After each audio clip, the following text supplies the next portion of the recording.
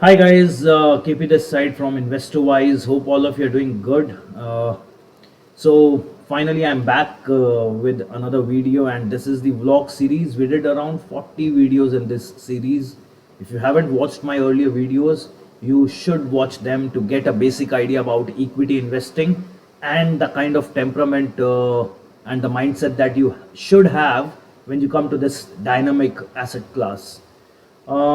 Yes, long time since I have last connected with you on this vlog series, and I heartily apologize for that. But then there were a lot of other commitments I had to look into, because of which I was not able to make a video. Uh, but this time I think I got lots of messages with one simple question: is it time to take a break from equity? And I find this a very funny and annoying kind of a question when people ask me this, because I really don't understand one thing about the markets, is that why on earth do we try to time the markets? Because if there is one thing which is certain about these markets, it is that you cannot and you will not be able to time the markets. The best of the experts have said that. Rakesh Junjunwala has said that in his latest interviews.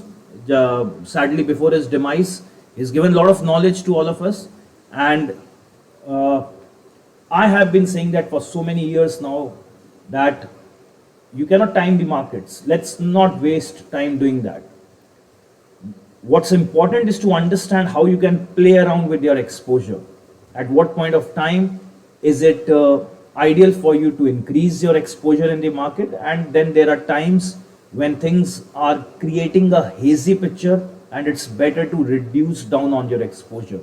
But there is nothing like coming into the market and going out of market. You only go out of market when market wants to throw you out of the market for your stupidity. That is the punishment you get. But willingly, people should not leave the market, is what I feel. Now, let's. Today's video is not about uh, whether you should invest or you should stay away from the market. I'll talk about certain facts and figures. Based on that, you make a choice for yourself, because I have been a firm believer that you should always stay in the market. So don't go by my word, because that is how my perception about equity markets is based on my 12 years of experience. You make a decision for yourself.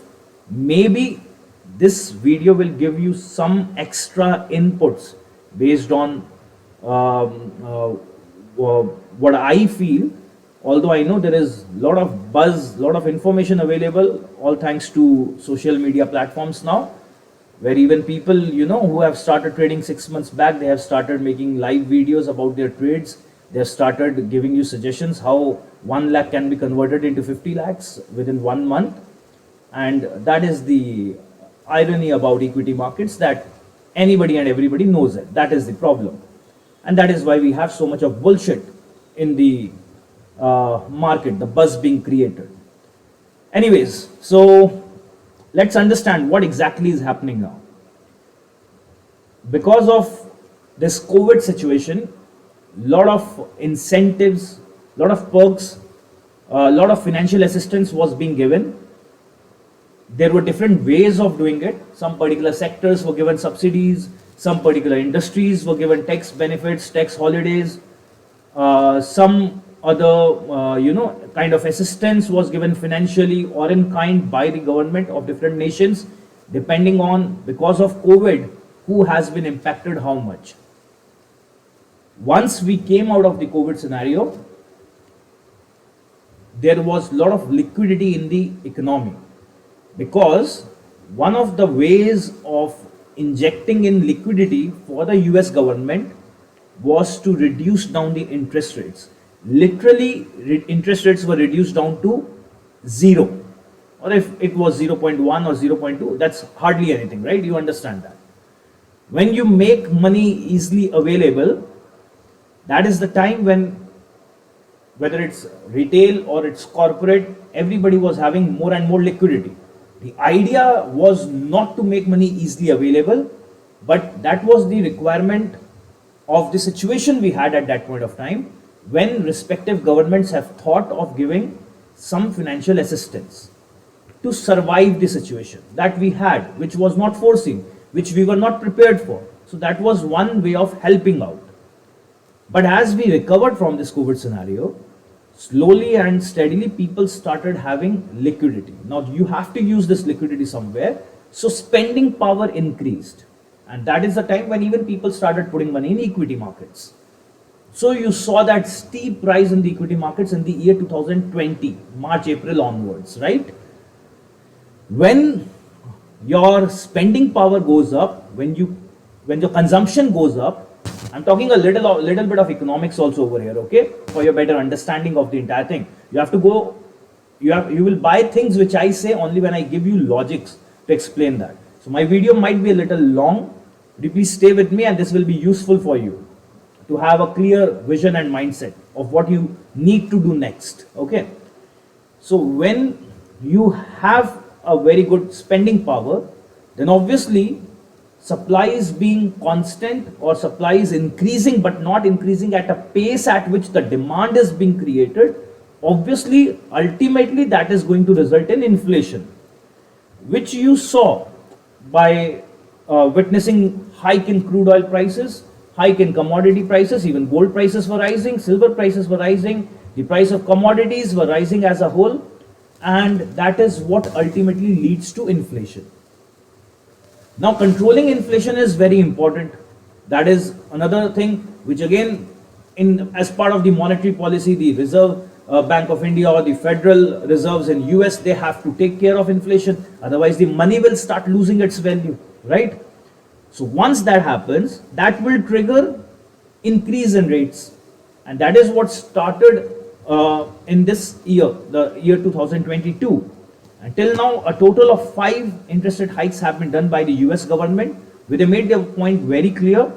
The 2020, the support which was given, probably seems that no longer that support is needed, because we have probably recovered out of this pandemic situation. And now the time has come when we should try to inject out the liquidity from the economy. And how do you do that? You do that by increasing interest rates. That is exactly what they are doing right now. But the problem right now, what we are facing is, even after 5 hikes in interest rates, the last 3 being 0.75%, which is 75 basis points, still the kind of control they expected on inflation, they are not seeing that. The current panic which you see in equity markets is the outcome of this problem. It's not the interest rate hikes which is creating a problem in our minds. It has got more to do with, even after hikes, why inflation is not coming in control to an extent which probably the government was anticipating. That is the problem. How big is that a problem? We don't know. But at least for the time being, in the latest interviews by the Federal Reserve, where Mr. Pollock has said one thing very clearly, that if inflation is not coming in control, Federal Reserve is mentally prepared that interest rates will keep going up and up. Till what time, we don't know. But the priority right now is to control inflation, to curb down inflation, even if that comes at the cost of hiking interest rates further. And the moment this news comes out, you see back to back the Nasdaq and the Dow Jones falling, and they have fallen to an extent where now you have Nasdaq and Dow Jones almost at their 52 weeks low. I think Dow did it on Friday. Nasdaq is almost there. Almost there. Because now what World Bank is saying is, if inflation has to be controlled, obviously interest rate hikes will happen. But if interest rates are being increased in this fashion, then there might be a situation that we have such a slowdown in the manufacturing industry, such a slowdown on production, because when interest rates are going up, it becomes unaffordable to borrow money. If you can't borrow money, I'm talking from industry perspective, guys, please understand. If they're not able to borrow money at cheap rates, or if the rates are too expensive, then Somewhere the slowdown has to happen. If that slowdown happens and the cost of, and ultimately they will pass on this cost to the buyers, and if buyers find things to be so expensive, that is when they will stop buying it. So obviously increase in price of the commodity will somewhere bring down your consumption rate, somewhere slow down your spending power, because the money value is getting weaker, and the commodity prices are going up. That is how economy works. So what are we more concerned with right now? Inflation is going out of control. Probably no. Now inflation is not out of control, but now the rate at which they expected inflation to slow down, probably that is not happening. Then what will happen? The hike in interest rates will happen. Is hike in interest rates a bad thing? Probably not, because that is the requirement of the hour. That is the need of the time right now. But the problem is, how long can these interest rates be hiked? And if these interest rates are hiked beyond a point, are we going to enter into a recession, is what we are talking about. Anticipating this recession which might happen, because inflation is not coming in control, and if inflation is not coming in control, then rate hike will keep happening, and if rate hike keeps happening, then definitely at some point of time recession has to come in the economy. And if recession happens, that is a situation when your economy has to go through a slowdown, which not even God knows how long will it stay. There are people out there who are trying to predict the markets right now by saying slowdown is inevitable, slowdown is coming, it will be the longest slowdown in the economy. Actually, they don't know it. Nobody knows it, how long the slowdown is going to stay in the markets. Nobody knows that. Like nobody knew how long the interest rates are going to be increased. Nobody knew when inflation will start going up. Nobody knew that. A post-facto analysis or a backward-looking analysis where you try to predict what went wrong in the past is always easier than predicting what is going to happen. And everything you try to predict what is going to happen is not certain. It is just a speculation. And that is what is happening in the markets also right now. Why do you think Dow Jones and Nasdaq have almost touched their 52 weeks low? Because has something really bad already happened? The answer is no. Nothing bad has happened as of now. Have you seen companies defaulting on their loans? Have you seen banks, filing for bankruptcy because they are running out of money, because there are too many bad debts?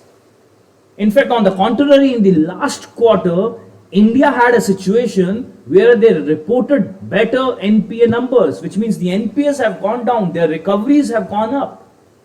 And that is why you have Bank Nifty hitting all-time high. Think about it. Apply your brains. You have to look at the holistic picture. You have to see everything at the same time. But if recession happens, yes, but if recession happens, that is what we are looking at, and that is what markets are trying to factor in as on date. Equity markets are very dynamic. Why do I say that always? Because equity markets take into account what they foresee can happen in near future. What can happen in the economy in next 6 to 12 months is what markets will factor in. Please try to understand, markets is not a sum total of you and me. Market is much more matured. Market is much more anticipatory in nature. They predict things what can possibly happen over a span of 6 to 12 months, and that is what is reflecting in the prices today. That you need to understand. Because when we were hit by the COVID the most, I'm giving you one example, when we were hit by the COVID the most was 2020 mid, and that is the irony. That is the time when markets were flying high and people were like, अभी तो short करना बनता है क्योंकि अब तो market का चलने का कोई लॉजिक ही नहीं है, because hospital beds are not available, people are dying out of oxygen. Why the hell is equity markets going up? Boss, because you don't understand. 2019 and to 2020 mid, the markets have already fallen. Considering all these things which they anticipated can happen because of this pandemic situation. Why is it so difficult for us to understand this? Okay, am I saying markets have factored in everything negative? No, but at least on the face of it, a chance of a recession to happen probably has already been factored in. Do I mean to say that markets यहाँ से गिर नहीं सकता है? No sir, that is not my job to tell you, because I don't know. I don't know, but at least I won't overreact. I won't overreact like Rakhi Sawant. अभी छोड़ दूंगा पूरा मार्केट, अभी काम ही नहीं करना है बॉस मार्केट में, अभी तो पैसा पूरा डूबना ही है मार्केट के अंदर. That's not my kind of attitude. I don't want to do that. But I'm trying to understand the situation, gauge the situation. Are we already into deep trouble? Probably no. We are not into deep trouble.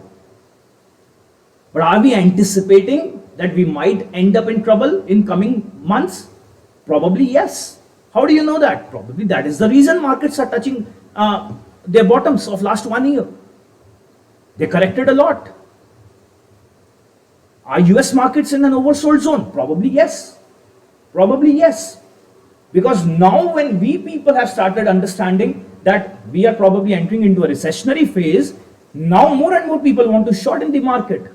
But there are some smart institutional traders or hedge funds or mutual funds which probably would have started doing this few months back itself. When for people like you and me things start making sense, they would have gauged this situation long back.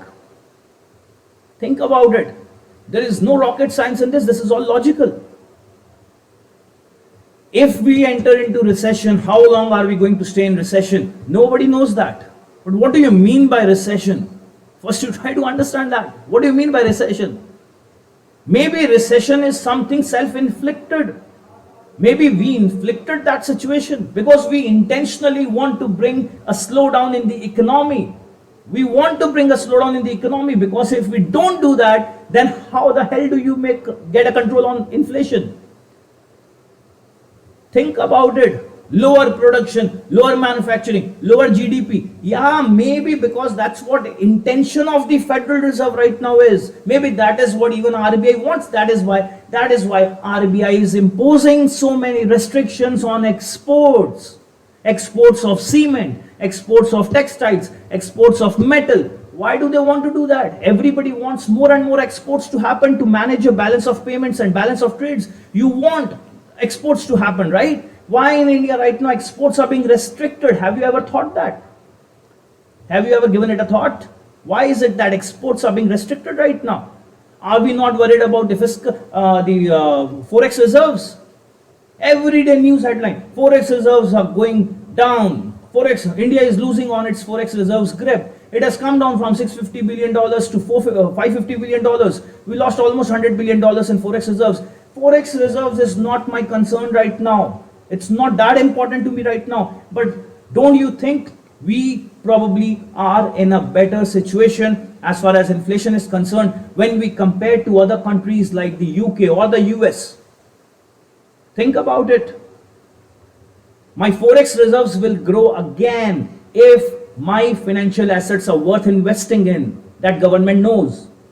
My financial assets can always be invested in by institutional investors, by foreign institutional investors. That can be done on a later stage also. But right now I want to control my inflation. Probably that is the reason I am telling my Indian companies to focus less on exports and meet the Indian market demand. That is the idea. If you are too much busy exporting, then your supplies are constant, and at some point of time, what is going to happen? You will start charging more for your products, and if you're charging more for your products, automatically what is going to happen? The prices are going up, and that is what is resulting in inflation. Oh, how difficult is all this to understand? Probably if you do your studies properly of economics, you will understand all this. All this is logical. There is no rocket science involved. There is no hard maths involved. There are no chemical equations to be framed here. It's all simple to understand. Second reason why your forex reserves are going down is because crude oil prices were going up. But where are the crude oil prices right now? Who triggered the crude oil prices in first place? You think about it. It was the war between Russia and Ukraine, which was also unexpected and unpredicted. Think about it. The European crisis of energy right now is purely a result of the war between Russia and Ukraine. The crude prices were going up and up. And today where you are standing, the dollar index is at 113. which is almost like we feel that this is the top end of it. And the crude prices have started coming down. India's dependency on crude is super normal. It is almost abnormally high. And you pay for your crudes in dollars. Your billings for crude is in dollars. Where yes, with some exceptions where India is trying to go for barter system, or they are trying to get the billing done in some other foreign currencies rather than dollar, to reduce that pressure of dollar demand for Indian government. But overall, the dollar is the currency, functional currency used for payment of crude. Our crude imports are too high. If crude prices are going up, that will have an impact on your forex reserves. But now that crude prices are shifting back to its normal levels of $80 per barrel, somewhere this is going to be taken care of. Is that a good news for us? That's a very good news. Very, very good news. Because suddenly from $80 per barrel, you can't expect it to go to 105, 110. You don't expect that to happen. There's no reasons for that to happen, because if you are anticipating a recession in the economy, there is going to be low demand for crude oil. You need to understand that. There's going to be low demand for crude oil. So crude prices cannot go up, because there are certain things which go hand in hand, and there are certain things which are inversely related to each other. An economy in a recession and crude prices going up is never going to happen together. You need to understand that. If crude prices are going down, for me as a country, for me as an economy, India is always better placed, because you will have lower pressure on your currency against dollar. Your maximum sectors are dependent on crude. Do you know that? Maximum sectors. You know cement is dependent on crude. You know tire is dependent on crude. You know paint sector is dependent on crude. You know aviation is dependent on crude. FMCG is dependent on crude. Just think about it. If crude prices are coming down, do you really feel these sectors will have problems going forward? Why is it that when Nasdaq and Dow Jones are making its low, Indian markets are making all-time high? Or because they've gone bonkers. Or you have got bonkers, man. You got bonkers. You think about it. I meet people, they say, Indian market fatka baji ban gaya hai. Because of fatka baji, the index is doing 41,000, right? You're correct. You're correct. Because you understand the markets better than everybody who's investing in Indian equity. You're right, absolutely right. Thumbs up to you and your knowledge. Your intellect levels are unmatchable. Am I saying 41,000 bank nifty will become 51,000? Yeah, eventually that will happen. But at this point of time, are we in an overbought zone? Probably yes, for some sectors I would say. But it's not like this that US markets have to be penalized. But let's keep Indians happy for some more time. Who is controlling this emotion? Let the Indian people enjoy for some more time, boss. Let them make some more returns. Do you really think that equity markets work like this? Or they are just a true reflection of what's happening? Equity markets can be manipulated? Think about it. The entire equity market can be manipulated? The answer is a big no. Can certain sectors or certain shares be manipulated? Maybe yes. Insider trading does exist in the market. I don't deny to that fact. But can the entire index or the entire market be manipulated? The answer is a big no. If that was the case, US would have made sure that they can also manipulate their markets, because they're very good with that. They're very good with that. Nobody wants to show the nudity of their failure as far as the economy is concerned. If India can be smart enough, US can also be smart enough to manage or maintain their index beyond a certain level. They could have also done that. If you are struggling with certain things, that will reflect in your equity markets. If overall picture is fine in your country, let's wait till the time the RBI also comes and speaks in one of the monetary policies that inflation in India is going out of control. We need to go hard on the interest rates. Let them come and say that. If they say that, yes, you will see Indian markets also falling like a pack of cards. You will see that happening. But if right now Indian markets are not falling, why do you want to say that it's being manipulated? And why can't you acknowledge the fact that we are growing as a nation? How difficult it is for you to say that we are growing as a nation, and that is what is reflecting in the share market. You see that bias in my talks, in my messages, right? You say if you go to you never ask a barber if you need a haircut, right? So you never ask KP if you need to invest in equity markets. Come on, man. I'm not talking to you as an advisor. I'm talking to you as an investor in the equity markets. I'm talking to you as somebody who has the knowledge to at least understand what's happening, or at least I can give a logical reasoning to what's happening. Will markets not correct? They will correct. If global markets are correcting, India cannot isolate itself from the rest of the world. If global markets will fall, Indian markets will fall too. But till now, we have shown a lot of guts, we have shown a lot of spine, where even if the other markets are falling, we have still been able to maintain our markets at a level which is okay. There is nothing to fear right now. And why did that happen? Probably because we did a lot of things the right way, the way they were supposed to be done. I don't know why some of you have this ego where you don't want to accept this. How difficult it is for you to accept the fact that we have done good as a country in the last few years. It's not about anti-BJP or pro-BJP, no.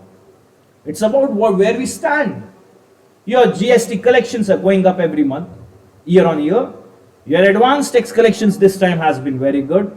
There were millions of people betting that first quarter results will be bad. Sorry to break this to you. First quarter results for most of these companies have been good. For companies which could not perform well, they have been penalized also, like IT sector. Now, why did IT sector not perform? Why did IT sector not perform?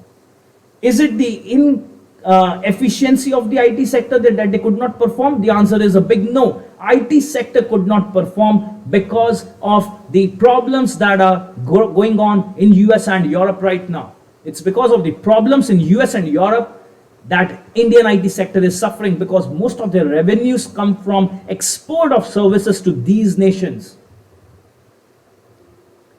It's the export of services to these nations that is getting hindered at this point of time, and because of that, the IT shares have shown you correction of almost between 30 to 60%, where the large cap companies like TCS or Infosys or Wipro have shown a correction of close to 30%, and the mid cap or the small cap like Emphasis, LTI, LTTS, Coforge, Mindtree, they have shown you almost a correction of 40 to 50%. Are we here in India not penalizing companies which don't deserve valuation for the time being? They have been penalized. You see the metal sector, the moment the exports of metal have been cut down, the moment because of the rate hikes and all, the prices of the copper or the metals have gone down to some extent. The steel prices have come down to some extent. These companies have been butchered. You see these stocks like Tata Steel, Jindal Steel, Vedanta, these shares, you see their 52-week high value and you see their today's value. There has been a correction of close to 35 to 40% in these shares. What are you saying, man? Indian markets have still not shown corrections. You see the metal sector, you see the pharma, you see the IT sector. The stocks have corrected drastically. Where are we placed right now? I am coming down to the conclusion of this video now. Where are we placed right now? You are placed in a situation where, yes, we are a little bit perplexed about what's gonna happen next because of the jeopardize which is happening at the global level, not at Indian level. Indian level things are still under control. Then what are we worried about? We are more worried about at what point of time will the US markets start showing some resilience. That is what we are waiting for. But if you ask me honestly, for my opinion, don't buy my opinion, it's just an opinion, you don't have to act on that. I feel the US markets are also in an oversold zone now. Can they correct further? Probably yes, but I would not look at the 10% downside which is possible from here. I'd rather look at the probable 50% upside which can happen over a period of time. Not in 2 days, guys, but over a period of time. I would rather be more interested in the 50% upside that can happen rather than the 10% downside which is looking less probable from here. That is what I would look at. What about the Indian equity markets? They can correct. I'm not saying they won't correct, but honestly speaking, I don't see drastic falls in the Indian equity markets. I don't see that happening. If they happen, yeah, I am proven wrong and I'm happy about it. That will lead to some more learning for me from my bitter experiences. Nothing more than that. There is no ego and there is nothing like I am always correct, because in equity markets, nobody is always correct. Nobody. Nobody. If I am always correct, I don't have to do all this, right? I don't have to do advisory. I can put all my money into the equity markets and make a fortune out of it. No need for investing for others also. Think about it. There's nothing like I know everything when it comes to equity. So can Indian markets correct? Yes, they can correct. How much? I don't know. Maybe it can go down to, right now where are we sitting? We're sitting around 70,400 mark. Maybe we can go down to 16,800 at first support zone, and then maybe we can fall down to 16,500. Beyond that, honestly speaking, I don't see any further fall happening. I don't see that. I don't see that. What are the sectors where I can start doing some SIP? I would probably go for IT and metal. Yeah, I like taking contrarian view. I know this is the unfavorites of the market right now, but I would like to take my bet on IT and metal, and to some extent pharma also. Pharma can test your patience, so I personally don't enjoy them much. But the good stocks like Lupin or Dr. Reddy or Divis Labs, they're always on the cards. They're the best of the pharma companies. They're not new companies, no startups. They are doing the business for decades now. So I don't mind putting some money over there. I'm very much happy with stocks like Tata Steel and Vedanta. I'm very happy with stocks like TCS, Infosys, where I would like to do some SIP. I also posted about it a few days back, where I said Nifty IT index going down to 27,000 levels is surely signaling that some SIP can be started, but with long-term perspective. Long-term perspective, guys. You can't have a short-term perspective. Next 2 days, 3 days, if nothing happens, you start messaging me, okay, your understanding about the equity markets is completely wrong. I don't need, I don't need those suggestions from you. I'm happy with how I am doing, and I would be rather happy if you can have a long-term vision rather than having and expecting everything to happen in a short span of time. What are the sectors you should try to stay away from? Because if markets correct, these sectors are more vulnerable and more prone to fall. I would probably stay away a little bit from, auto sector, where they have some of the stocks are doing 52-week high on a daily basis. Aisha Motors, Maruti. So I would try to stay away from auto sector for the time being. My top pick in auto sector would be Tata Motors, with a long-term perspective. I would try to stay away from financial services, banking and financial services for the time being, with Bank Nifty doing all-time high. If economy has to go into recession and markets have to be penalized for it, probably banking and financial sector has to face the beating from the front. They have to lead the beating part. So I'm no way going to stay long in Bank Nifty right now. I'll try to stay away from it if I'm anticipating some corrections in the market. So some reallocation is required, guys. Going out of market, up to you. I won't do that stupidity. But if you really want to redo your portfolio, this is how I suggest you to stay away from auto, to stay away from a little bit from FMCG also, because FMCG has also almost done like a high on their charts, and no signs of fall as of now, but going forward there might be some corrections. And I will also stay away from banking and financial services for the time being. Where do I reallocate my funds? Probably I will start slowly putting in money in IT, some mid cap and some large cap stocks, a mix of the two I would suggest. And I'll also like to go for a bit of metal. Yeah, metal is a contrarian view I have. It's not performing, but stay with them. They will reward you in the times to come, because we as a nation are doing very well as far as metal exports are concerned, with China cutting down on its metal production because of the pollution, adverse pollution that these companies are prone to creating. So we have better chances. We have an upper hand over there. And I'll also put some of my money going defensive. I'd like to put some of my money in pharma sector, like I told you. This is my suggestion, guys. And there's no need to push the panic button.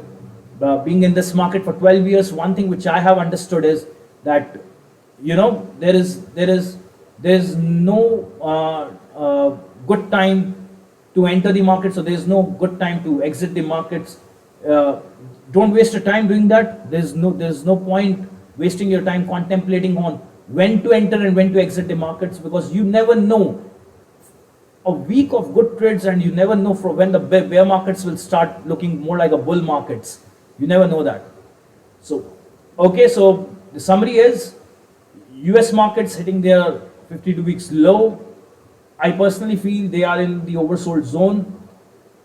50% of recession impact probably has already been captured in. So some fall is still left in the market. I'm not denying to that fact, but I would rather say this is a good opportunity for investors to start looking for opportunities in sectors which have been completely, beaten down and butchered down. I'd rather start doing some small SIPs over there. And how about the Indian equity markets? As I told you, if the global markets are falling, Indian markets won't be any different. They won't set any exceptions. Indian equity markets will also fall in such circumstances. But yes, I would still say we are in a much healthy position as a country, and I see less fall in Indian equity markets compared to rest of the globe. And I'm very happy for that, happy for saying that, where once upon a time there was a situation where we used to mimic or imitate the US index, but today we are showing a lot of resilience. We are trying to create our own identity. If you see my old post, guys, you'll find a lot of such posts, a lot of such thousands and lakhs of students I've taught in the past. If you are listening to this video, you know this. I have always told you there's going to be a time which is soon going to happen, when we will have our own identity, and we don't need to depend on any other indices to decide my fate. That's soon going to happen, whether you accept it or not, whether you believe in it or not. But that is gonna happen. That is how the destiny of my country is going to change. Jai Hind is what I would like to conclude this video with. And one disclaimer: I'm not a pro BJP or a pro Modi. Remember that. I talk facts. I like talking facts. If things are good, they're good. If they're not good, they're not. That's it. Okay, guys. Cheers. Till we meet again. I'll try to do more vlogs. But on a serious note, I was very, very busy.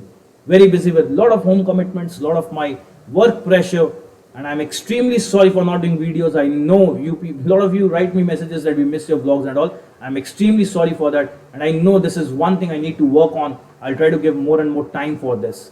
Till we meet again, guys. Bye-bye. Thanks. And God bless all of you. If I said something which was offensive to you in any way, I'm extremely sorry for that. Thank you, guys.